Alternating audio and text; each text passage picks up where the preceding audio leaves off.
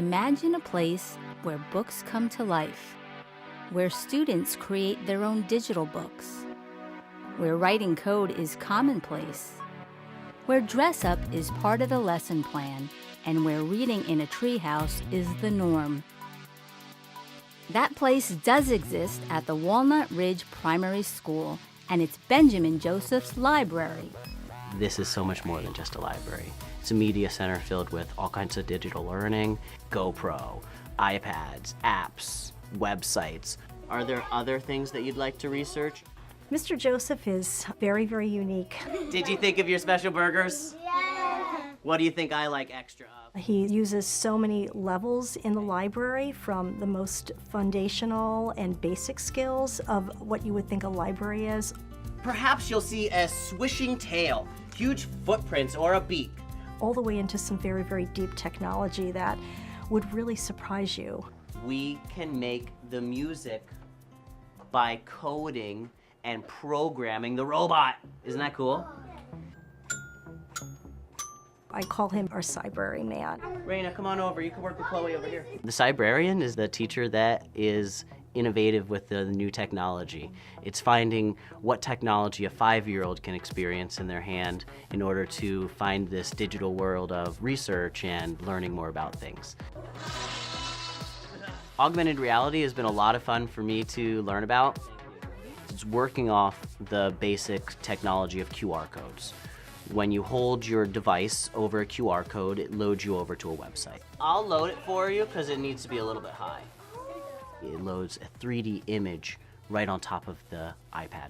So students can manipulate the spacecraft 3D, and they can look at satellites, and they can look at the Mars rover. Things that I can do. Hey Lucas, can you come over and let's do this together. Are you ready? Can you press that button right there? We can even turn the wheels. I was thinking about how the iPads were used last year, and the students just went to games. And that is the type of screen time that I think that parents, teachers, and a lot of people worry about in today's world. So I really worked it in less of this idea of screen time and more of where can we use technology to have students exploring problems, talking with each other, and seeing the technology as a resource in their life, not just something to keep them busy. You guys are in Some Dog, and you guys are in Mystery Word Town? Yeah. So Mystery Word Town and Some Dog are great apps for students to practice math skills. It's a great way of students to learn how to work collaboratively in a social context on the internet. What the students have learned to do with Some Dog is they can actually play games interactively together from device to device. When Trevor's done signing in, then he has to go and play World and hit play class, and then we could go on the same thing, and then we could play each other. It's really neat to see them setting up collaborative learning experiences. Okay, we're both playing. I do focus on 3 main C's in my library. I focus on collaboration, communication, and critical thinking. I love that you guys are doing Wixie here. Wixie is a great app for doing online writing. It's a tool that we purchased for our kindergartners and first graders to learn how to add their own pictures into a text, as well as search for clip art, and also add text boxes. So it's this great idea of this digital learning format, but also their way of expressing themselves as writers. You know you can make that bigger, right? There you go. Good work, Emma.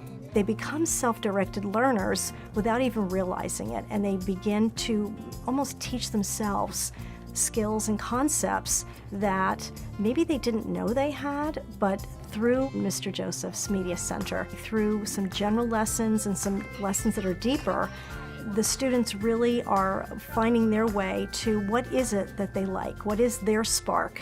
So friends, you've done a great job heading off to your stations today using your iPads. We had some people using Puppet EDU and turning our books into online digital formatting.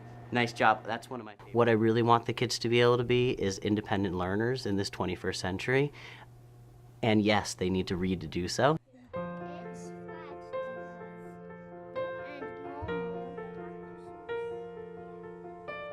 having your own little place to read is just close to my heart. I was a struggling reader. Tough words, complex words were tough for me, and also comprehension. And I never truly saw myself as a reader until I felt like a reader. Feeling like a reader at this age is being a reader. So being brave to read the pictures and being brave to open up that book and try. And inventive storytelling is the best part of reading. It's when we can take a student without any filters or any different pieces of the outside world that they have ever had a chance to experience, and they're going to give you exactly what they see that picture telling them. I think that's great reading. Did you find it already? My goal for these kids is to leave this space with a love of reading and a passion for learning. Good work today. That was easy.